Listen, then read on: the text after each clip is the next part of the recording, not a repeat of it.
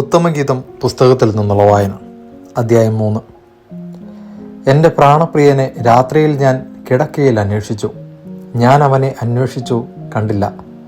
ഞാൻ അവനെ വിളിച്ചു, ഉത്തരം കിട്ടിയില്ല. ഞാൻ എഴുന്നേറ്റ് നഗരത്തിൽ തേടി നടക്കും. തെരുവീഥികളിലും തുറസായ സ്ഥലങ്ങളിലും എൻ്റെ പ്രാണപ്രിയനെ ഞാൻ തിരക്കും.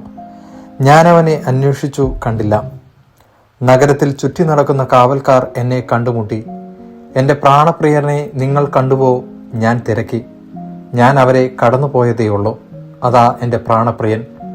ഞാൻ അവനെ പിടിച്ചു. എൻ്റെ അമ്മയുടെ ഭവനത്തിലേക്ക്, എന്നെ ഉദരത്തിൽ വഹിച്ചവളുടെ മുറിയിലേക്ക് കൊണ്ടുവരാതെ അവനെ ഞാൻ വിട്ടില്ല. മണവാളൻ. ജെറുസലേം പുത്രിമാരെ, പാടത്തെ ചെറുകലമാനുകളുടെയും പേടമാനുകളുടെയും പേരിൽ ഞാൻ കെഞ്ചുന്നു.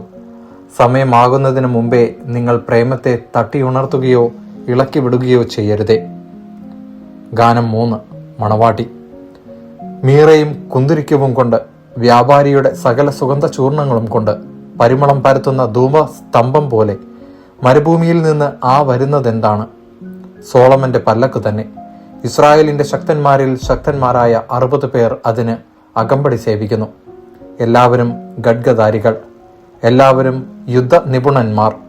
രാത്രിയിൽ ആപത്തു വരാതെ അവർ അരയിൽ വാൾ തൂക്കിയിട്ടിരിക്കുന്നു. സോളമൻ രാജാവ് ലെബനോനിലെ മരം കൊണ്ട് തനിക്കൊരു പല്ലക്ക് നിർമ്മിച്ചു. അവൻ അതിന്റെ തണ്ട് വെള്ളി കൊണ്ടും ചാരുന്നിടം സ്വർണം കൊണ്ടും ഇരിപ്പിടം ജെറുസലേം പുത്രിമാർ മനോഹരമായി നെയ്തെടുത്ത രക്താംബരം കൊണ്ടും പൊതിഞ്ഞു. സിയോൻ പുത്രിമാരെ, തന്റെ വിവാഹദിനത്തിൽ, ഹൃദയത്തിൽ ആനന്ദം അലതല്ലിയ ദിനത്തിൽ മാതാവ് അണിയിച്ച കിരീടത്തോടു കൂടിയ സോളമൻ രാജാവിനെ വന്നു കാണുക. ദൈവവചനമാണ് നാം കേട്ടത്.